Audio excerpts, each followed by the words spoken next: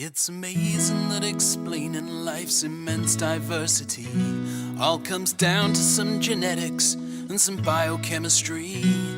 And life on Earth is just one family. And what's true for you is true for all biology.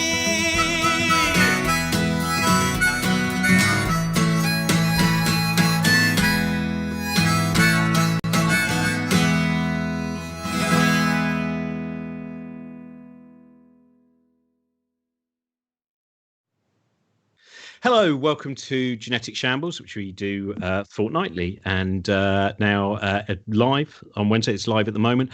Today we're going to be returning to something we did very early on in the Genetic Shambles series, which is looking at COVID-19.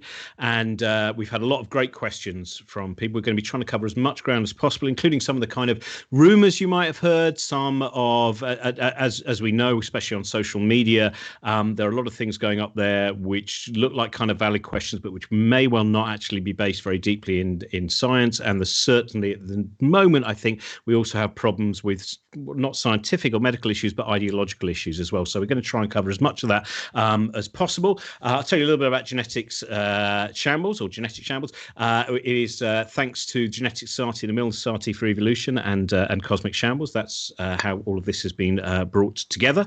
If you have any live questions, we will try and deal with those as well. I think this might be quite a long show tonight, but if you can tweet them to @CosmicShambles, or you can leave them in the live chat, and our producer Trent will make sure that I get those. And all the past episodes are on our YouTube channel, or you can go to cosmicshambles.com/geneticshambles, or they're on the Genetics Unzipped podcast. So lots of ways of finding them. We have visual and also just plain audio versions of those. And if also remind you about things like Patreon as well, which is one of the ways that we kind of have put all these things together. So our guests today, two of whom have been on before, one person who it's their first time on Genetic Shambles.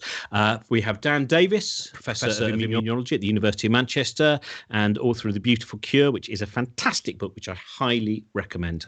Both these books are very, very good. We're also joined by Dr. Emma Hodcroft, who's a researcher at the University of Basel in Switzerland, working on sequencing and builds of SARS-CoV-2. And we have Dr. Nisreen Alwan, who's an epidemiologist and associate professor of public health at the University of Southampton. Thank you, all three of you, for joining us.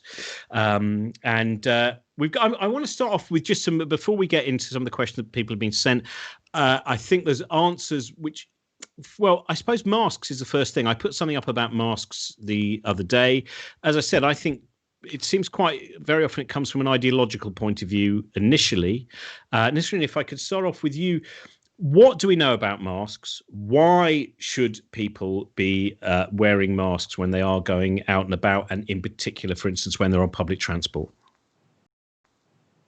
Well, thank you, Robin. Well, we know by now, at the stage we're at the pandemic, we know that masks are helpful, are good to reduce the transmission of the COVID-19. We definitely know when somebody wears a mask, they're protecting others. And when others are wearing masks, obviously that they're protecting you. We also, now there's building knowledge also about, whether masks can protect the wearer as well. And there's some interesting hypotheses around whether even if you get the virus and you're wearing a mask, it might be that the mask would reduce the severity of the infection. And the science is developing in this area, but we definitely know the more people who wear masks, you protect me, I protect you, and we definitely and the transmission of the virus is reduced. So if we don't want to go into severe lockdowns and things like we did a few months ago, masks are such an essential element of what all of us can do to try and reduce transmission, particularly if we're in indoor spaces when we can't really stay away very much from other people, when the ventilation in the indoor place is not very good. So when there's crowding, whenever they're setting this, there's crowding, masks are really a very, very important intervention that we can all use. And there is absolutely no evidence that masks harm our health in any way. People have been wearing masks for ages, doctors, dentists, nurses, Lots of people wear masks every single day for years during their work. There is really no evidence that they reduce our oxygen levels or harm our health.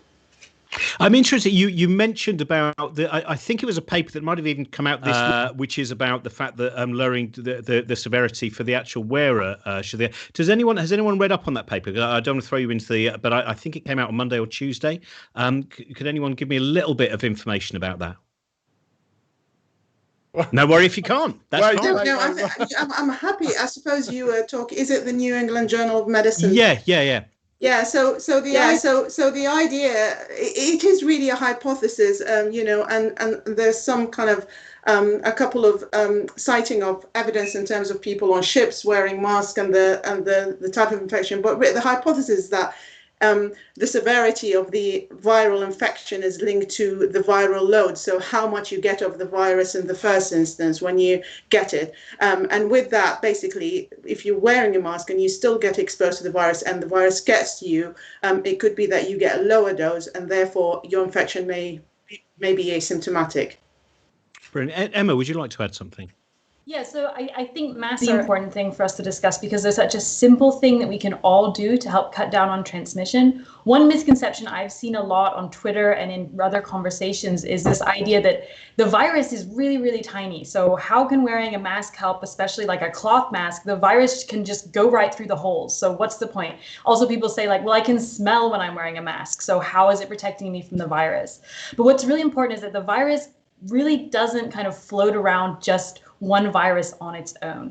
The viruses are actually trapped in little particles that we sneeze, cough, or that come out when we breathe and laugh and sing. And those particles, those little water droplets, are way larger than the virus. They have many, many viruses inside of them, and they are big enough to be trapped by the masks. And so that's actually what we're trying to do. We're trying to catch those droplets that the viruses kind of hide in, and that's what the masks do. They trap those droplets and stop them from going into someone else's mouth and nose and eyes. So it would be fair to say that basically with the evidence, and of course this is one of the issues we have, is this is a changing situation. This is a situation because there's something new, and therefore people are going back to old papers and they're going back to something they might have seen published in March. But the current standing basically is, would it be fair to say that it is beyond having zero effect, and it is certainly not a negative effect? Yeah. So Robin, let me just Actually, for a moment, it felt like I was in some sort of PhD exam when you're asking me if I've read some paper that came out last week. So I'm glad we've moved on to that. I'm glad you're back onto some general questions.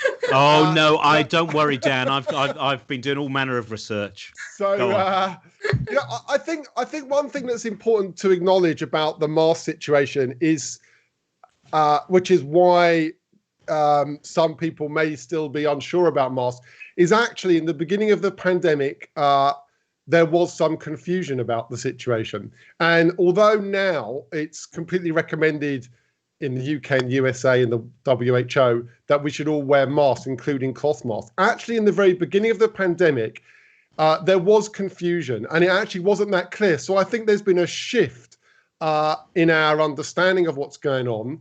And I think acknowledging that does help people understand now that things have changed and we do have the data. So initially, there were ideas out there that while there was concern over the number of masks, there were concerns about how effective they might be. There was even concerns that if you wear a mask and you start fiddling with it, it might add to the danger. There was a sense that you might get a false sense of security if you're wearing a mask and end up being near people closer than you should be. So I think that there was a lot of issues to resolve around masks, which is why we're in a situation now where for some people it's not that clear. But as you say, as Nisreen, you've said, it is now clear, and the crucial data really comes from an analysis of literally what happens in countries when people are wearing masks versus in countries where there's a lot less mask wearing going on. And so from about end of May, June, it became really clear that there was one important paper, end of June. They looked at 196 countries. They looked at the rates of infections, and there was an absolutely statistically significantly clear result that mask wearing unquestionably helps. So So there was confusion. Now it's absolutely clear, the data is clear. And so now we should be genuinely wearing masks. But there are still nuances around this. For example, what should the mask be made of? And as Emma just said, it's about the viruses are in these sort of large respiratory droplets. And so you need to be able to stop those. And there was a paper not that long ago coming out of Japan that said it's best to have a non-woven material. So basically something like sort of the man-made fibers like polypropylene. That kind of mask is the best. But cotton and polyester masks were also good at stopping droplets, but non-woven materials were better. And then there's the issue over face shields, right? So it gets very nuanced here. But face shields, the consensus is that they may offer some protection, but a lot of respiratory droplets do go around them, so they're not as good as a close fitting mask made of something like polypropylene. So that's where we are with the data. So I think, it's science in action here. We're learning about what really works from getting the data, and that's why. That's why, this what you're doing is really important. This kind of podcast, I mean, it'd be great. Getting the message out there, looking at the actual information is really important. But I think acknowledging there was confusion at the beginning, it was legitimate that it wasn't quite clear what was right to do. Now it is clear.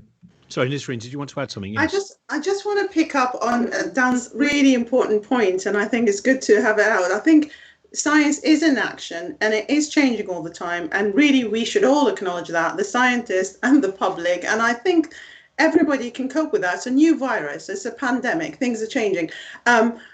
What we don't want is we want people to know that there's scientific uncertainty about things. I think everybody should be transparent about that. The scientists, the policymakers, everybody. But I think what we don't want is confusion about the actual message. So we could say we're not sure about the science around something, mask or whatever. But then there is something we call in public health the precautionary principle. So we could say, until we know for sure, until the science tells us for sure, we're gonna, for X and Y, we're going to follow the precautionary principle. Once we this is transparent and we decide that, the message of what the public has to do really needs to be very clear and non-confusing.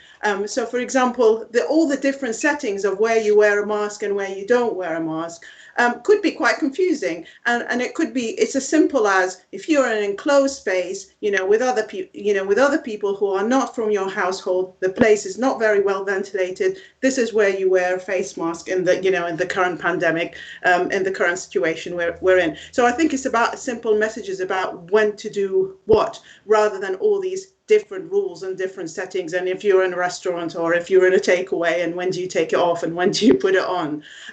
So I think, and that's what other countries have done who have been more successful in controlling the pandemic, really kind of simple messages. So we've messages things like the 3 C's, for example, avoid crowded spaces, avoid, closed spaces and close contact, and, and try, whatever that setting is, try and avoid that, and obviously wear masks in these settings.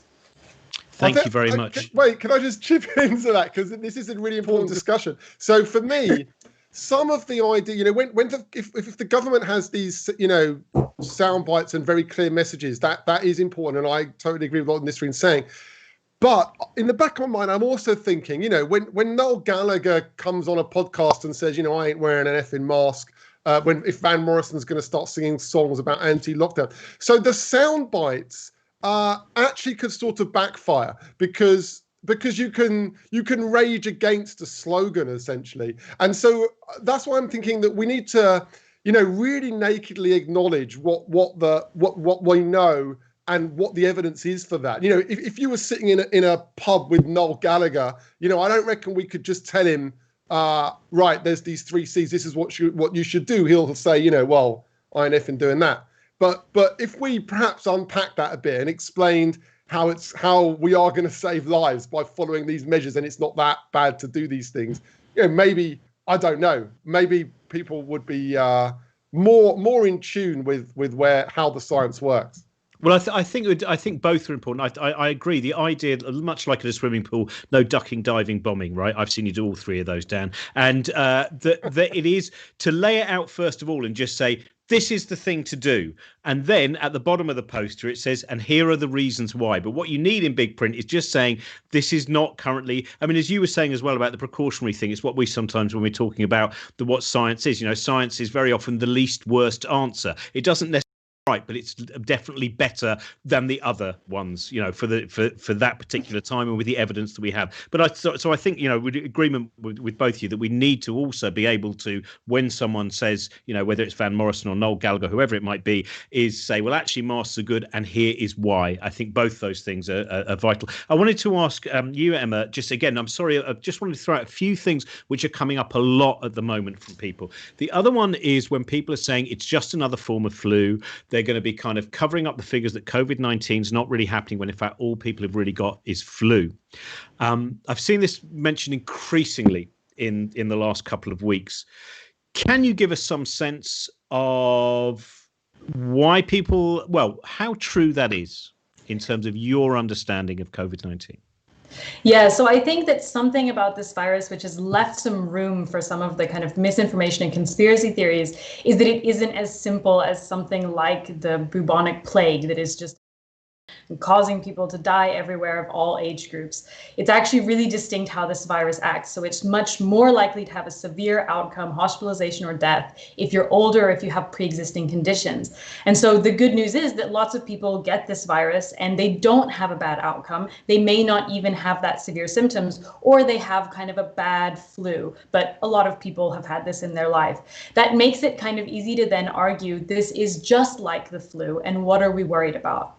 But we're actually learning with quite a lot of confidence as we get more and more numbers, unfortunately more and more numbers from more and more countries, that the fatality rate for the new coronavirus is much higher than the flu, particularly in those older age groups. And so it's really not comparable to say that if we let this run through the population, it would be the same outcome as the deaths that we see from flu every year. Quite to the contrary, as we've already seen in many countries, when this really spreading and causes a big outbreak like in Italy, it can lead to extraordinary numbers of deaths. Further on that, and Nisreen can speak much more to it, we don't fully understand how much this is affecting younger people long term with things like long COVID, and reports coming out more recently that the virus may be able, in some cases, to get into other cells like the heart and the brain and cause other issues that may be undetected and may last a long time. So I do think it's really important to underscore this really isn't like the flu. It's more severe. We don't have any existing immunity to it, whereas we often, basically everyone has had the flu at some point in their life before they're an adult, and that offers us quite a lot of protection a lot of the time. And we just know so little about this virus. We've had years to study flu. We know a lot about the treatment. We know a lot about how well you recover and how immunity works. There's so much we don't know about this virus. It's a completely different organism, both in terms of its outcome and its fatality, and in how well we can treat it and what we know about the long-term consequences.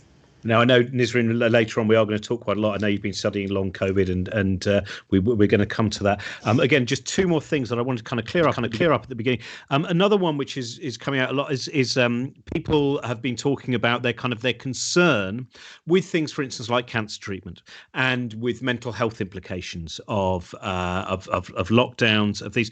Now, this again seems to be something that if you just see it initially, you can go, hang on a minute, how many people are going to die of cancer because of COVID-19? Are the hospitals doing the right thing?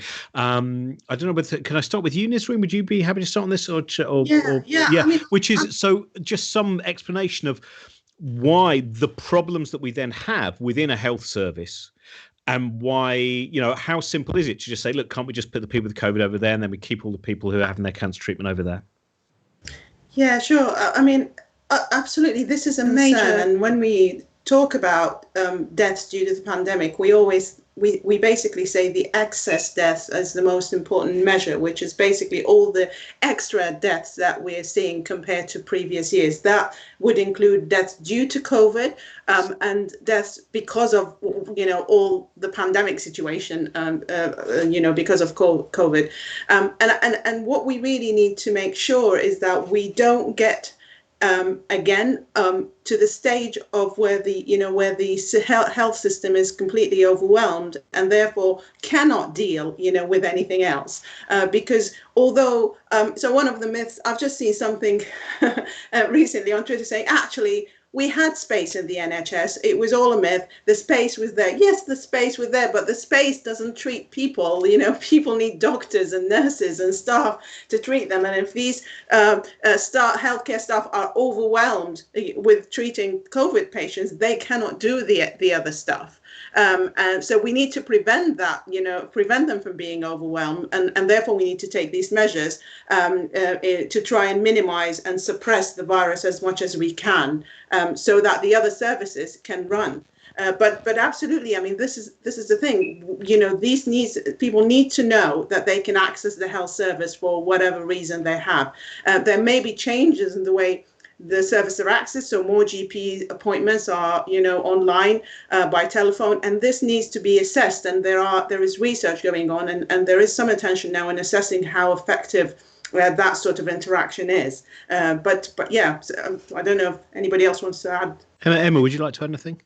Yeah, so I completely agree with everything that's just been said overwhelmingly. And I do think that another thing that's really important here is that when this pandemic started, we knew so little about the exact details about how the virus transmitted, for example. And so we were extremely cautious. We didn't know exactly what you had to do to stop the virus from spreading. We now do know a lot more. Of course, it's still very important. There's lots of precautions we have to take, but we know, for example, that the protective equipment that healthcare workers wear actually does a pretty good job at protecting them. And that makes a big difference in how much you can then open up and offer different services when you're more confident that you can keep the COVID infection, in the COVID patients in that ward and not have it spread to other parts of your hospital. And just to talk quickly about the second thing that you mentioned, Robin, the mental health aspect, I also think this is something that we could do with talking about a lot more as a society, because I know that the lockdown has been really hard for people. And I've talked to a lot of psychiatrists who have just been working, day in, day out to try and accommodate patients whose conditions have gotten worse and are really making this a struggle for them to cope. So also prioritizing and making sure that people can still get the psychiatric health care that they need, and that there's something there to support those of us who might not have a diagnosed condition, but still are suffering under the extremes of this long-term pandemic, the uncertainty, lockdown, worrying about family and friends. These are all things we're dealing with these days, and it's really important that we have resources in place and support groups in place so that we can all come out better even in these hard times. Thank you. And Dan, sorry, Nisreen, yes. Sorry, I was just going to say, completely agree with Emma, but very quickly also in terms of mental health effect, loneliness obviously has been a biggie, with lockdown. And particularly with any policy that would say, people should shield for a long amount of time. And I think, like Emma said, we know more about how the virus transmits now. So it could be, we were scared at the start. So people were shielding, couldn't even go out in the street and, outside the house. And we know now that they're unlikely to catch the virus in such an open space outdoor if they, go out for walks. So our knowledge is different now to it was before, and we need to really pay attention to the mental health aspects and dealing with things like loneliness and anxiety and depression, which obviously is a big issue with everything going on. I do think that it's especially when you have a government that you may not have great confidence in, that sense of personal responsibility and trying to find the most trustworthy sources is a very, very important thing to do, because I think, it is in our hands, and whether that's helping other people with mental health problems, whether it's about informing people about the use of various things. Dan, a final question before we actually get into the question sent in by the audience, which is, I have increasingly been hearing people saying, much has happened around the time of HIV and AIDS, that this has been manufactured in the laboratory. And so this seems to very often, when something new comes on the scene, perhaps because it's a slightly better narrative to say, oh, it's okay, at least humans invented it, therefore we know it's been done by someone, some Bond villain, as opposed to going, nature is a tricky thing to live with, and we're part of nature as well. Dan, in terms of manufacturing laboratory, what do we know and what don't we know? Well, I think that we clearly know it's from a natural source. The bigger question there is, how do you deal with these sort of conspiracy theories or working out what the truth really is. And it's actually difficult in this day and age to deal with that kind of thing. It's really a question that's where do you get your news from? How is information moving around the people? And I've got teenage kids who are getting their news. They're not watching, Channel 4 news. They're getting it from social media. And we do need to think really deeply about that. If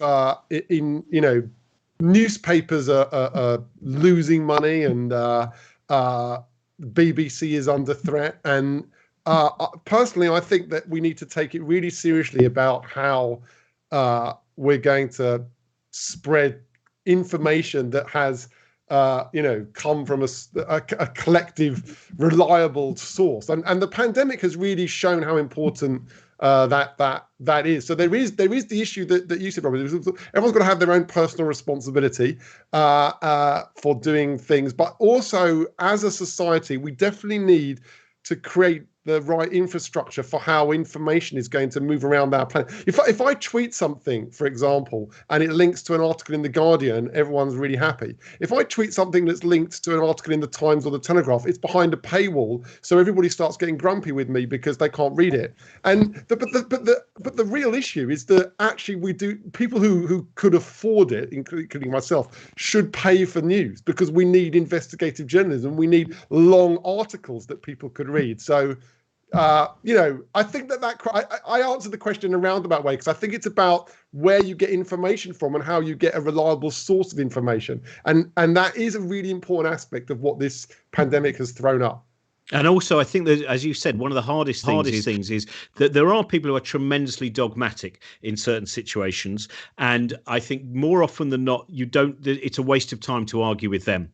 But there are a lot of people who I would say are in the middle area. There are lots of people, I'm sure we all know them, who they've kind of heard some things and they seem to be a reliable source. And they are people that if you offer them information. But as you said, also, I think the emotional side is, this is one of the reasons, the thing I put up about masks the other day, a lot of people immediately say you're pro-government if you're wearing a mask. My argument would be it actually shows a total lack of trust in the government. For all those people who say they believe that COVID-19 is going to be used as an alibi to bring in increasingly fascistic legislation, well, make sure you try and protect yourself as much from COVID-19, because the higher the numbers are, the easier it is for a government to use those for their own concern. So it's sometimes trying to find, an emotional narrative that taps into that. Emma, sorry, I know you had something else to say about, what we know about the origin of COVID-19. One of the best explanations I've heard for this mindset, just to kind of trail in from what you were just saying, is that it's really hard for us as humans to believe that extraordinary events can come from really ordinary beginnings. It's easier to believe that a worldwide pandemic is caused by an evil Bond villain, as you said, than that actually the world is so scary that something small and innocuous like a virus moving around in nature can take us all to our knees the way that this has. But we can look at the genetic data actually. So I work with the SARS-CoV-2 sequences, and we can actually look at these and tell that the virus was not created. So the way that we do this is we actually have samples from coronaviruses that are really similar, that are circulating in the wild in animals like bats and pangolins and other wild animals, wild mammals. And we can actually see that there are incredibly similar sequences circulating, first in bats, and then a slightly different part of SARS-CoV-2, one that's often used by conspiracy theorists as proof that it was made in a lab because it isn't in the bat sequence, we actually find in pangolins. Now, we don't know exactly how these two viruses might have come together or how these two things arose, whether they arose multiple times. But what this shows is that this virus can be completely created in nature, totally naturally, with how viruses spread, and that it can replicate well in mammals and potentially become kind of adapted and pick up parts from different viruses that are circulating in animals to jump into humans and be quite successful. And even though it's a little bit of genetic information, a little bit of kind of detail there, this is something that as scientists we look at a lot in viruses, and we can say this with quite a lot of confidence. So hopefully that at least helps understand a little bit how we can be so confident that this did come from animals. Thank you very much. Welcome again to Genetic Shambles. That's the first half hour of it. We haven't yet got to your questions. Now we will. And we're doing a COVID-19 special. And what I hope we're able to do, hopefully Trent, who is the genius who does a lot of this thing, is we will also try and cut up some of the things that you've just seen. Not cut up bit by bit so that they say entirely different things. You know, take huge chunks of actual reason, and so that we can hopefully put up 5-minute sequences, which may be useful sometimes when you are having discussions with people. Trent might now just be shaking his head in terror that I've suggested that. First question is from James Crawford, and I'll start with you with this, Dan. This is: with the second wave hitting, why are we not seeing the same level of deaths as we did in the first wave? Oh, okay. Well, some of that is simply the lag between us being able to see large numbers of positive cases, people then being hospitalized, and then sadly some of those people in hospital will pass away, but there's some time for all those events to happen. So the large numbers of people now positive for COVID, for SARS-CoV-2 virus will, in time, some of them will be hospitalized. It's a sort of 2-week-long process at least for that to happen. So some of it is just a lag in time. And that does pose huge difficulties in getting the message across, because obviously people can say, well, only 20 people died yesterday, but, you know, we're overreacting. But it's not true. You really do need to realize that the numbers of cases going up is going to lead to really worse situations down the line. But also there are, as Nisreen and Emma have said, we do know a lot more about the virus. We know a lot more about our immune response to the virus. So there are some aspects of it's not like we have anywhere near a treatment that saves people from the virus, but there are things that are emerging that do help. For example, just there are several actually, but one of them is a drug called Dexamethasone, which, well, actually Dexamethasone is I mean, it's an exciting drug, right? It's a pretty amazing small little compound. It has a wonderful history to it, in fact, because it was discovered as being a hormone very important in stress. It's derived from cortisol, which is a hormone that's very important in your stress response. It was shown essentially that cortisol dampens the immune system. So when you're very stressed in that fight or flight response, your body is not needing to use up its energy in its immune response. So it dampens its immune response. And dexamethasone, this drug, is a synthetic version of that normal human hormone, cortisol. So it's 40 times more potent, and it dampens the immune response. And we know that sounds a bit strange. You're going to give someone a drug that weakens their immune system, but they're trying to fight a virus. But the reason that works is because some of the big problems that happen in COVID-19 is an overreaction of the immune system. So your immune system needs to fight off the virus, but it can overshoot that, and the damage that happens in the lung might be caused in part by an overreactive immune system. So giving that drug dexamethasone can help some patients. So so it's quite a fast, So I love dexamethasone. It's an amazing. I did write about that a lot in my book. That's why I know a bit about it. But it's a great drug, and that's one of the treatments. There are other treatments. Convalescent plasma is taking the cell-free part of blood from someone who's been exposed to the virus and recovered, and that has antibodies in it, and that may also help some patients get better with. So we can help some patients. That's why there hopefully won't be as many deaths. But as Emma said right at the outset, this is still serious. This is not like flu. We are already about something like 1 million people have died worldwide from COVID-19, and normally flu each year kills about 300,000.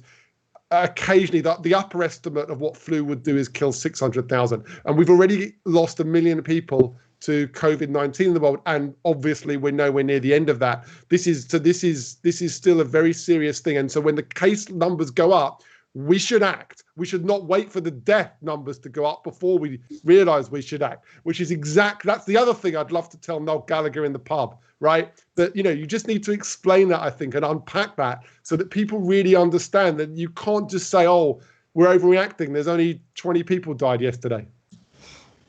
You've got something to, sorry, Nisreen, you've got something to add. Well, I just want to, I agree with Dan, but obviously, but I also want to add that this focus, we're kind of 10 months in and we're just focusing on death as the only bad outcome.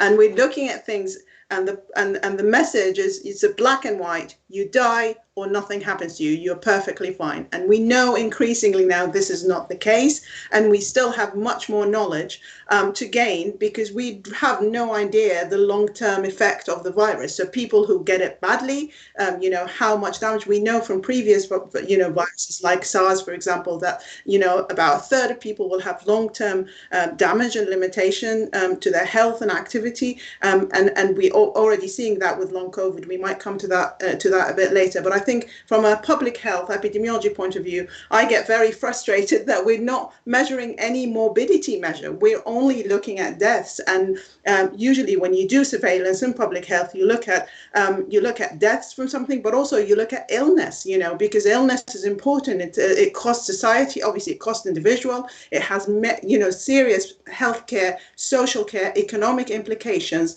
And we're not quantifying that in any way. We're looking number of lab confirmed cases and then number of deaths. What happens in the middle? We have no idea. Nobody's measuring that in a meaningful way. So this is really important for people to understand that death is not the only bad outcome. Emma, would you like to add something as well? Yeah, so I just wanted to touch a little bit more on why we're seeing this difference now, which is also something I've heard a lot about between the cases rising and not a corresponding increase in death. Nisreen and Dan have already covered this really well, but one more thing that's different between now and in the spring is the age distribution of the cases. So we're seeing a lot of cases in young people right now. The upside of this is, as I said earlier, young people are much less likely to have a bad outcome from COVID. But the downside is that evidence that we have from other places, and unfortunately this is growing now with places like France and like Spain, where we're seeing the cases increase, is that even though your cases might start in a younger age group, we don't live in a society where we only talk to people of our age group. And so we actually see this kind of spark spreading effect where it might be in young people to begin with, but it does start spreading to older age groups. And those are the age groups where we see these bad outcomes. And so unfortunately, I think in a lot of countries, this has lulled into a bit of a false sense of security. And unfortunately, we've seen it happen a few times. Everyone keeps kind of falling for this trap where we see cases rise, we don't see a corresponding rise in deaths straight away, or even after 2 weeks, because it's in young people, so they're recovering and doing okay. But as more and more people get infected, it starts to spread into older age groups, and then we see that bad outcomes in older people. And of course, as Nisreen just covered, that's saying nothing about the long-term effects that might be being suffered by these young people as well. But it's really important that we don't kind of fall for this pattern where we think it's just in young people, it'll stay there, it'll be fine. We're seeing it again and again that it will spread to older people, and we will start seeing deaths, unfortunately. And also, in fact, Nisreen, we're going to go back to what you were saying, because the next question I've got, you kind of really started answering it. It's from Robert Hunter, and I think it is a thing to know a few people who've had COVID-19 and their recovery, those who have not recovered well. I was talking to someone today whose partner has type 1 diabetes and ended up in ICU very early on during COVID-19 with COVID, and is still now suffering what appears to be related issues, which he'd not suffered from before in terms of blackout and also breathing difficulties. So this is what Robert Hunter would like to know. He said, I'm interested in long COVID, how the disease affects the body beneath the mild symptoms stroke death binary that headlines portray, exactly as you were just saying. It seems like we're so lost in the misdirected civil liberties conspiracy angle that often the illness itself is forgotten in the coverage. So if you'd like to really expand on what you were talking about before. Yes. Well, what we mean really by long COVID is a patient is a patient term, really.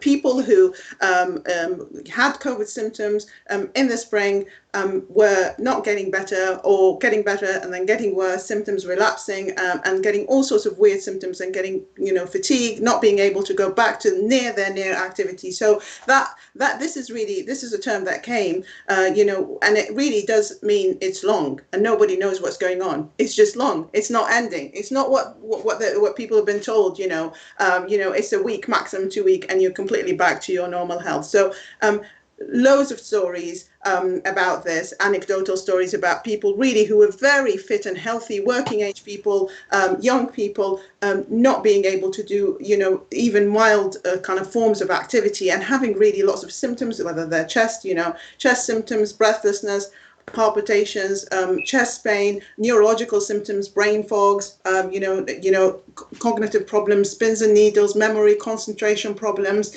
muscle aches, and the fatigue is a really common thread. The post-exertional malaise, so after physical or even mental exertion, and the pattern is strange because it can fluctuate, it can come and go. We don't know what's going on because there haven't been a lot of research, and a lot of these people haven't even been admitted to hospital when they first got symptoms, and actually it's a so-called mild. So I was one of these people. I got some mild symptoms, in March, and then but the summer came and it just was not going away. It was just, I'm having weird symptoms, the fatigue, the activity level. So I just looked around and basically there was all these anecdote about it, but nobody was quantifying the problem. And so I wrote a piece saying, what exactly do we mean by mild? Because if something lasts for more a month and it really affecting your functionality, and some people can't even go back to work for weeks and for months after. Caring responsibilities, huge implication to the economy, productivity, to healthcare, with no guidance really of what it is and how it's treated. And the other thing is, the black and white, if I can just touch on that, sorry, I'll stop talking in a minute, but the black and white, the test note, a positive, negative, this is kind of the culture that kind of transpired. We've overwhelmed by the pandemic, we're seeing things as, death healthy, but also positive test, no positive test, so you haven't really got a diagnosis of COVID. In spring, nobody got tested if they were not admitted to hospital in the UK. The community testing stopped altogether on the 12th of March. So all these people with long COVID who actually, there's some estimates now from, for example, from the COVID symptom app that there are at least 10% of people who got COVID have it for, weeks and months. They can't even get a diagnosis from their GP because they haven't got that test proof of getting COVID. So they've got these symptoms unexplainable and they haven't got diagnosis. And how do they get their sick note? Some of them self-employed, can't go back to work. So all of these issues, huge implication. It's not really a sub-story of the pandemic, long COVID. It is the story because we need to understand and quantify. Well, let's quantify the problem and then try and understand it later. Let's see exactly how many people get it. So all these people being tested in the test and trace, if they get a simple text, say after 4 weeks of testing positive, saying, are you back to your normal health? Are you back to your normal activity? Then we start actually, understanding the size of the problem. That's it. Stop. I just want to quickly, I don't know if anything there. I'm interested. We talked a bit about the symptoms which continue there. How much do we know now of what might be physically going on? What do we know about what's happened to the lungs? How far have we got with understanding any of that? Dan? Well, there's, so right off the bat, a lot of immunology teams around the world started profiling what is happening in people that are infected with SARS-CoV-2. And mostly at the moment, or at least initially, that came from taking blood samples from people day by day, perhaps. And then now there's more and more things coming from looking in more what's happening actually in the lungs.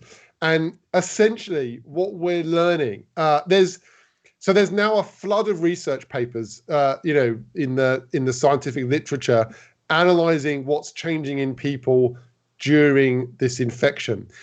And to be honest, I would say that it isn't yet synthesized as a sort of overarching picture. So for example, there was a paper published online in a journal called Cell yesterday, I believe. There was another one last week in Science, categorizing people and saying, this particular thing is strong indication in our data that they're going to do really badly with SARS-CoV. And for example, the one that's published in Cell was, if you take a long time to develop a very specific, what's called an adaptive immune response against SARS-CoV, that's going to turn out to be particularly bad. Other papers have said, it's to do with the neutrophils, to do with the macrophages.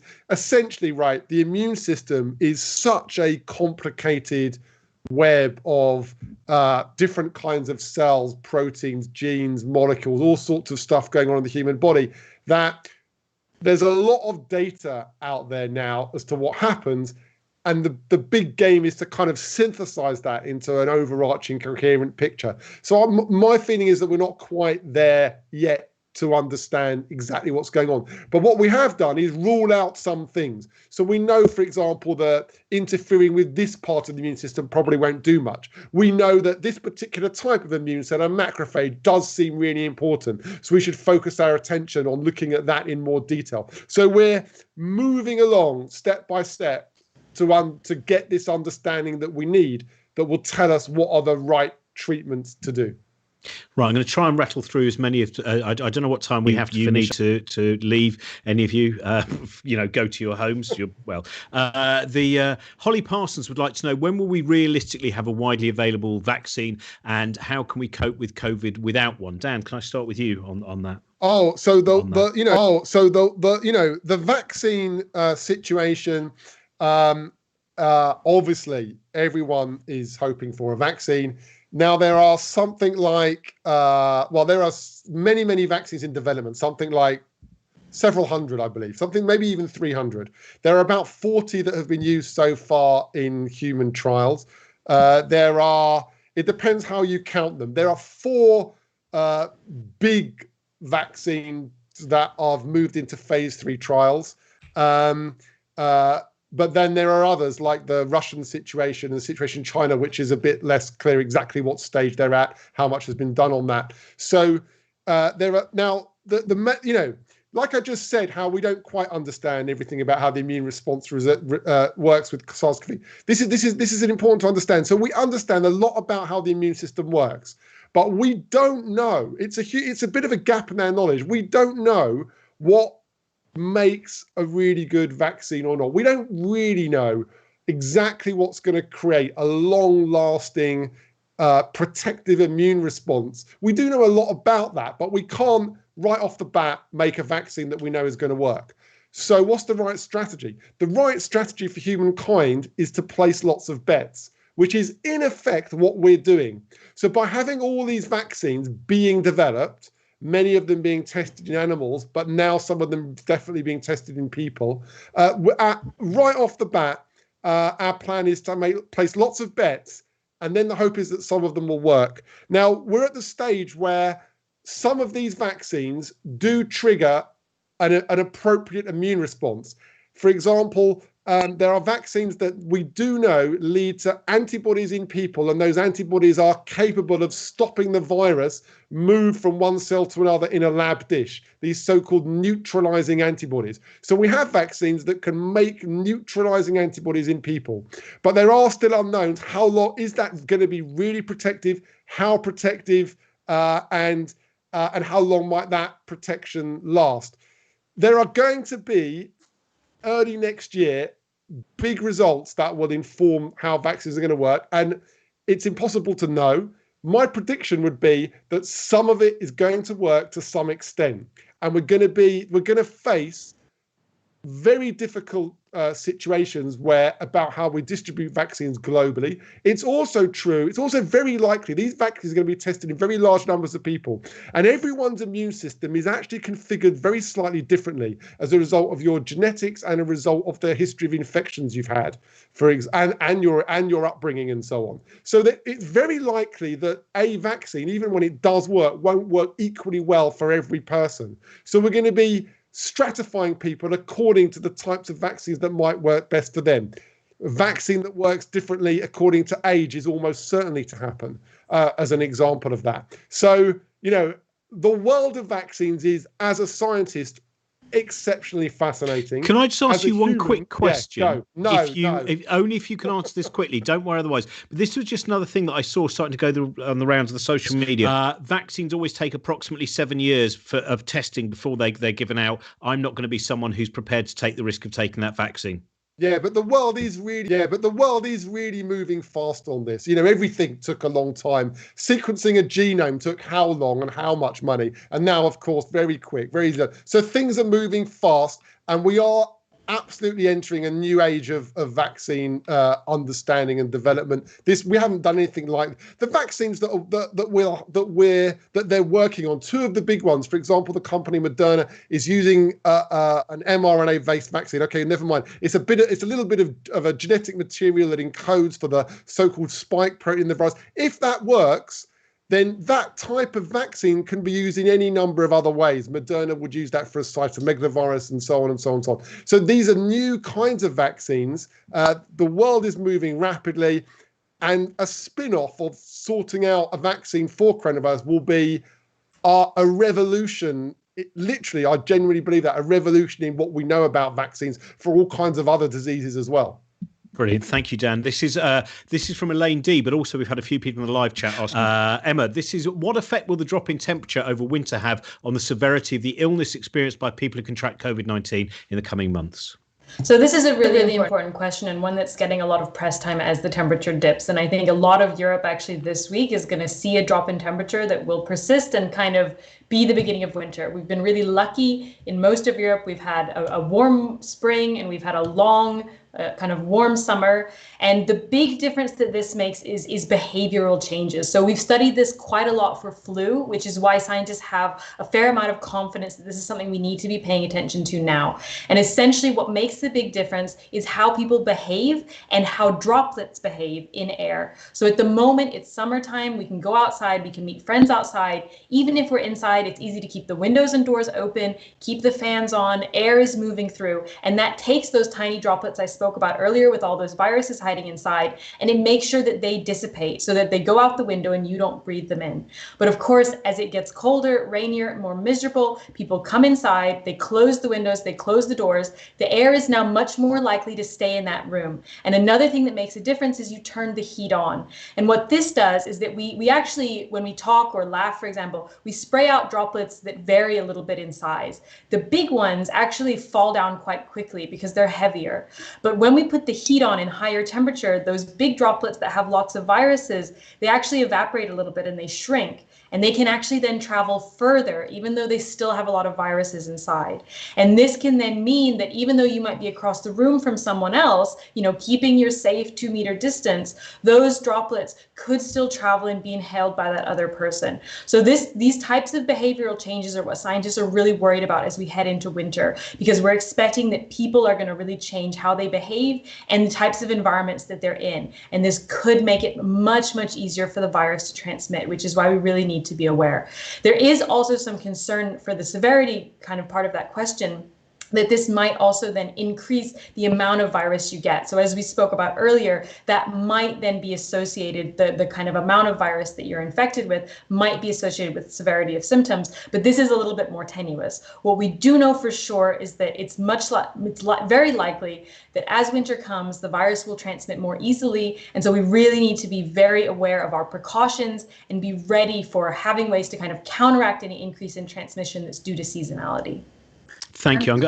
Sorry, Nisreen. Can I just come in and completely agree with Emma, and the precautions really, again, we touched on face masks are really important, but we keep saying it's the testing and the contact tracing that would have even a bigger role in the winter, because there'll be no substitute to really trying to know where the virus is and trying to avoid exposure to it and trying to isolate people and support the people who we're asking to isolate. So be realistic about that. So again, the testing is not going to go away. We're going to have to do more testing and contact tracing. And obviously, we have to build the trust, not only for testing and tracing, but also for vaccine when it's ready. Underlying all of these things, there's trust. And if people don't trust, the interventions, the system, then they will not do all of these things. So it's really important to always say that, and also for all the politicians and the government everywhere is to build that trust in terms of transparency with people in terms of what they're doing. Thank you. And I just and get through as many questions as possible. Some questions, Steve, Rupert, etc. I hope we've covered to some extent some things about mental health already, and also some of the things about the mask. I'm sorry if we haven't.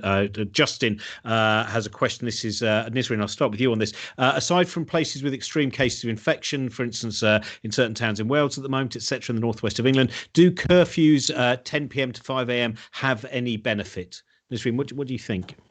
I think anything that would reduce the amount of mixing between households in enclosed spaces would have an effect. I think anything that would reduce transmission of the virus that way would have an effect. How much of an effect is really important. I mean, in public health, we talk about complex interventions. There's just one intervention that would give us the actual, the yes and no of, are we successful or not? It will have to be a combination of things. So it's really impossible to know if this one intervention of, say, pubs closing at 10 p.m. would be the one that would break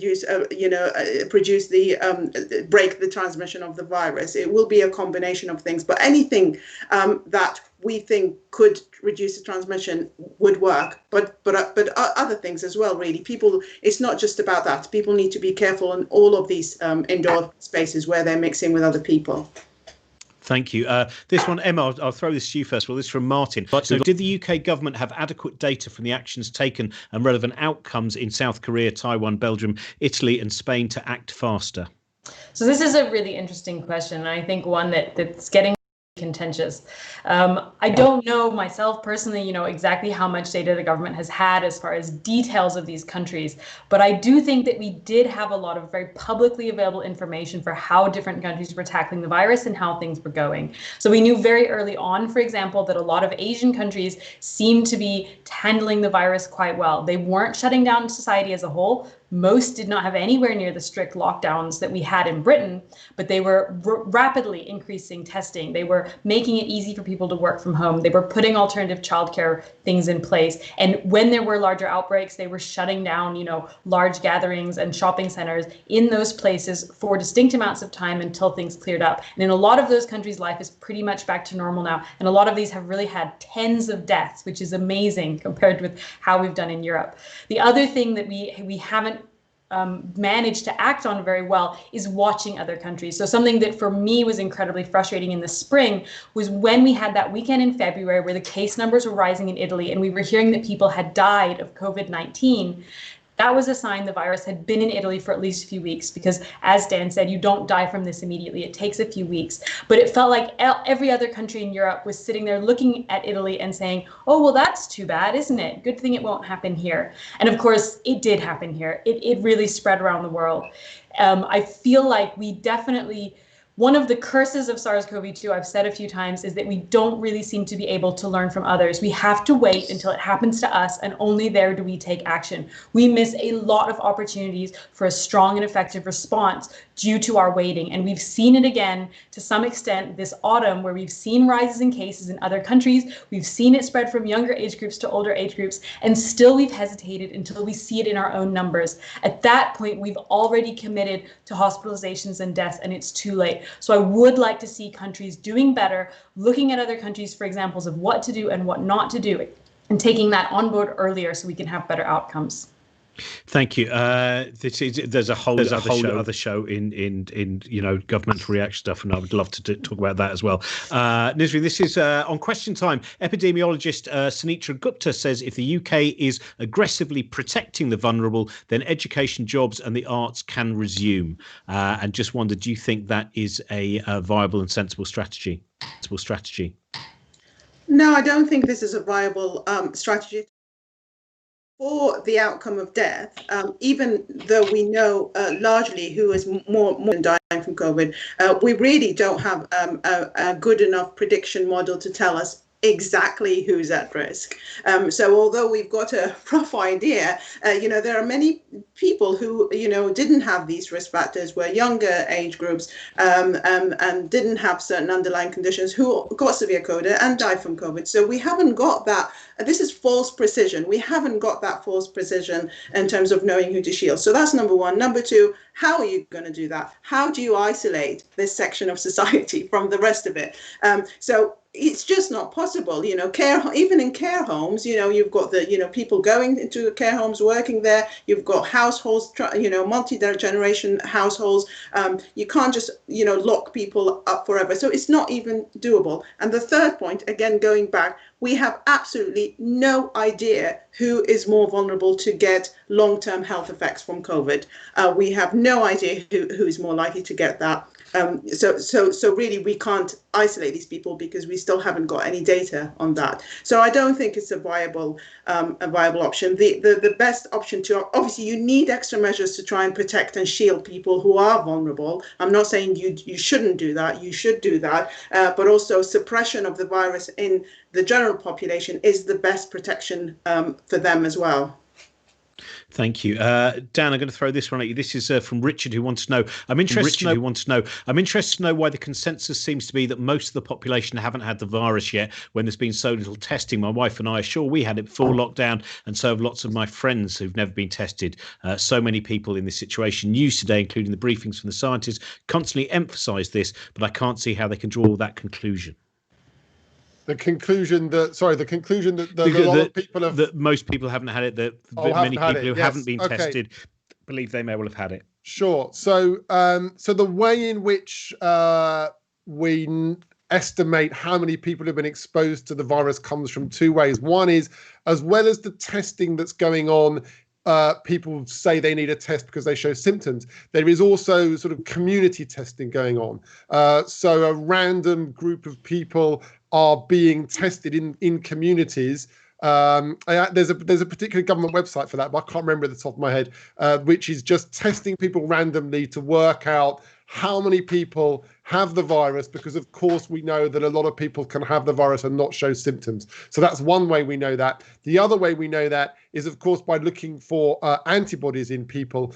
Now, both of those ways have some issues about them. We don't know, for example, whether all the people that have been exposed to the virus would have the types of antibodies that are being looked for. There may be some people that we are missing in these analyses, but by and large, that's where we're getting the information from. Can I just pick up on something else that Nisreen pointed out, which is about how, which I think is really important. It's about building the trust, because it's about this situation that we're going to have when there is a vaccine that works hopefully well for at least some people. There is going to be an issue of building up trust in taking that vaccine and what it does and what it means, and the safety of that. Heidi Larson published, you're throwing at me papers earlier on, Robin. I'm throwing one back to you. Heidi Larson published, she's from the London School of Hygiene and Tropical Medicine in London. She published a paper, I think, in last week's Lancet. And it's based on surveys of whether people think vaccines are safe and whether people think vaccines are important. And it's global, it's, all around the world. And that there is a decline in many countries of people thinking vaccines are safe and vaccines are important. And actually, to me, those data were quite shocking. The percentage of people that in different countries that really thinks a vaccine, in some countries, it's very low percentage of people really think vaccines in general are safe. We need to put more effort in this. We need to put more effort in to move away from the slogans, to talk about what it is that we're doing, how these vaccines work, and how we're going to test that they're safe, and how we're going to know that they are going to help people. It's really important that we start building that up, that program of interaction between the scientists, the medical doctors, and everyone have to be involved in this discussion from now. And I don't see that happening, actually. So I do think the government should step that up. I'm saying the government because they do have to kind of initiate these things, I feel. We should get on with that, because it's going to be absolutely crucial. If people start saying we don't want these vaccines, it's also going to be another level of problem. Yeah, I think, Dan, do you know what? Let's do a conversation about that sometime soon, and we'll just do a vaccine special in the next kind of week or so if we can. I would like to do that. And now we've got a load of questions left. What I'm going to ask is if you are able to answer in a reasonably short, brief way, but if you want to also add a footnote, so perhaps to try and make sure that everyone's had something answered, that they can then also at least be led to where they can read up on this. So I'm going to start with you, Nisreen. This is from Mick A, who says the whole herd immunity thing seems to be gathering steam again because the government seems to be taking advice from some scientists. I've also seen some scientists, I've seen a lot of other scientists who are highly sceptical of this, given that we know so little about the virus in terms of its long-term effects, antibodies resistance to second infection. Is herd immunity still as silly an idea as it seemed to be? So, Nisreen, herd immunity, where do we stand on? Yeah, I still think herd immunity shouldn't really be the strategy dictating policy, because actually more so than a few months ago, because now we don't know if there is long-term immunity to the virus, and that kind of destroys herd immunity straight away. How long an immunity do you need? So even if you've got immunity for 1 or 2 years, is that long enough to say we've achieved herd immunity? Because then you get infections again, vulnerable people get infected again. And actually there are now reports of reinfection. So we know there are rare reports, and hopefully this is not this is an exception, not the rule. But we know now more that reinfection has occurred in rare cases. And we don't really know in the people we're not testing or measuring the virus in. So yeah, very short answer. I don't think herd immunity is, from a public health point of view, is a viable strategy in terms of fighting this virus. I should say, by the way, that do follow if you're on Twitter, don't follow everyone here, but Nisreen in particular has been putting up loads of stuff, and there are links there, and they will help kind of illuminate you. The next one, Michael would like to know. Well, we kind of started on this, but Emma, if I can throw it to you first of all about trying to depoliticize facts around COVID. How, and again, we were talking a little bit before about that emotional engagement. Do you have any ways that you found being particular? Yeah, so this is, I wish that I had the answer, because I think everyone would find that so useful right now. And it's certainly been really surprising to me how much facts have been able to be politicized during a pandemic like this. I think something we've already touched on is one of the strategies that I've found most useful, which is to not only say what you need to do, and it's important that that's really clear, because to do something every day or every time you're in a situation, it has to be easy to remember and easy to comprehend. But it's also really important to explain why, because if you don't explain why, it turns out that someone else will, or they'll explain why not, why you shouldn't be doing it. And if you don't know why it works, you don't have any defense against their explanation for why it's a government conspiracy, or it's all false, or it's a trap, or it's a microchip, or it's aliens, or whatever the explanation is today. And so it's really important to enable people with the facts so they understand why what they're doing or why what they're being asked to do is effective, so that when someone tries to explain why it's not working, they can argue back, and they know in themselves why what they're doing is fact-based and makes sense. So I think often making sure communication is clear and the explanations of why are really clear makes a big difference into how well people can defend against misinformation and politicization. I'm going to stay with you because this is a tremendously specific question. It's a very interesting question from Simona Knox. She says, is it reasonable to assume that at 30 to 39,000 feet that air to be pretty much sterile? Airlines seem to be advertising the fact that outside air which enters the cabin via the engines and is therefore heated up then cooled is virus-free as it's heated up at such high temperatures. I assume the outside air to be almost sterile, and it bothers me that they can claim heating it up is a necessary step to kill those viruses in the sky. Yeah, so this is a great question, because I hadn't heard of airlines doing this, but I definitely think that someone's latched onto this as a way to reassure airline passengers. It's great through the engines, but as the question asker says, there's no reason to. We aren't worried about kind of sky viruses coming into cabins, and certainly there's no reason to believe that SARS-CoV-2 is up circulating there with the planes.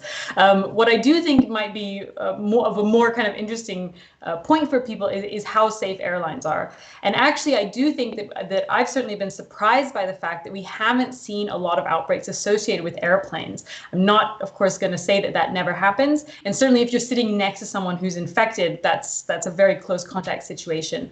But in general, we know that airlines circulate air actually really frequently, and it's filtered very well. And this does seem like it's probably protecting people on the plane from any kind of longer range transmission. Now, we have seen just in the last week a paper published where there did seem to be one transmission that happened in business class on an airline. Important to note, this was before any cleaning precautions were in place and before masks were being worn. But even the fact that we have only been able to identify one does indicate that the air filtration on airplanes is probably quite good, and these probably aren't as high risk settings as other kind of enclosed spaces that we encounter on the ground, for example. But no, I don't think we need to worry about sky viruses.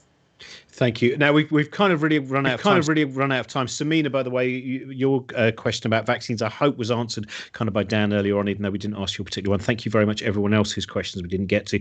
I wonder if there's anything in particular that we've missed. If there's anything that you would like to, perhaps starting with you, Nisreen, any particular message you would like to give people about, how we can understand more about the situation we're in, and what you feel are perhaps the most important issues for us to deal with at this moment on the level. Well, I think it's just really acknowledging how hard this is. People just can't see an end to it, and we're all in this together. And we, as experts and scientists, and everybody, we're in the same boat. But I think we just have to kind of encourage each other and remain hopeful, and just do these simple measures, of trying to reduce the transmission of the virus. So again, it's about the masks in enclosed spaces, try and ventilate as much as possible, do lots of things outdoor. Let's make the most of the autumn, before it becomes really cold, particularly in terms of schools and children as well. And just support each other. I think try and be understanding. There's a lot of judgment out there, a lot of people policing other people, and I don't think this helps a lot. People have reasons, have circumstances, and we all need to be really supportive of each other in terms of trying to help each other, implement these measures. Dan? Well, it's a difficult time that we're in. Early in the pandemic, there were moments when things really, there were some positives. Like, I'm at home. We started getting eggs from some farm nearby. I started to set up a WhatsApp group of people down the street. And there's a danger that some of that gets a bit lost now that people are sort of getting fed up with the whole situation we're in. But I think we want to retain some of that, some of the sense of togetherness and community, get through this difficult situation that we're all in. I really hope that becomes at least a little bit of the legacy of the time. The one other message, I know I don't want to speak for them, but the one other message I have is please do dig into the details a bit. So although I'm an expert in an aspect of all of this through my research in immunology, I am not an expert in every aspect of this, and nobody is. So I am, just like everyone else, Googling, is this virus going to be stuck to my post for 3 days, and should I be leaving it lying around? So I am looking at the information online for things that I'm not directly an expert in. And I think everyone does need to do that a bit. We do need to be a bit careful about misinformation that might lead you down the wrong pathway. Just dig into the details a bit from reliable sources so you know the facts. Emma, 30 seconds. So I think one thing that I'd like to say is that I do hope that there can be some hope found in science. So even though it feels like there's so much we still don't know about this virus, and there certainly is a lot we don't know, how far we've come in a few months is just amazing. We have over 100,000 full genome sequences of this virus. We have models, we have vaccines in development. We're learning more every day about how it transmits and how it affects people. I think we really can't overstate how quickly science has worked on this. And even though we don't get all the answers that we want immediately, which is when we would like them, if we go back to what Dan talked about earlier with the masks, we didn't know, we did studies, we found out, and now we know. know, we're doing that with every aspect of that virus right now. And I really do believe we're going to continue to make amazing progress, and that we will know much more and be much more effective to treat this virus with every month that passes. And so I hope that everyone can take some encouragement that people are working so hard on this. We will make progress. We are making progress, and at a speed that we've never seen before. That's fantastic. Thank you all very much. Thank to Dan, Emma, and Nisreen. And just mention, I'm hopefully doing an interview that's going to be going up towards the end of the week with a medical examiner, talking about what happened in the early stages and what may well be happening again soon. That's going to be going up towards the end of the week. Also, we just did an interview with Paul Nurse, where we talked a little bit about this before we then just got to the very simple issue of defining what life is. Spoiler alert, we don't come to anything that's ultimately a final answer on that. But Paul Nurse is a wonderful, a really brilliant scientist and a tremendous human being as well. And that interview is up there now. Thanks very much to Genetics Society and the Milner Centre for Evolution. The next episode is going to be in 2 weeks' time, as usual, Wednesday live. It's going to be about genetics technologies. And as I mentioned at the beginning as well, you can catch up with cosmicshambles.com/genetic shambles, all the ones we've done so far. And also the Cosmic Shambles site, of course, has loads of science interviews and artists and authors and all manner of other stuff that we've done. And Genetics Unzipped podcast is a place you can hear some of our stuff there as well. And we'll also be back on Sunday with our Sunday Science Q&A, where at the very least we'll be dealing with mathematics and oceanography and probably something else as well. Thanks very much to everyone who joined us tonight. I hope this has been useful. As I said, hopefully we're also going to turn this into be able to cut some of these things into kind of different forms where you can just kind of share them as well when you are having discussions with the people about COVID-19. And as everyone has said as well, try and find as many sources as possible that are reliable sources, and try this is a time for us both a sense of community and a sense of personal responsibility in terms of both education and also of reaching out towards people as well. Though obviously in some place only reaching out within a 2 meter, you know the basic scenario. Bye bye.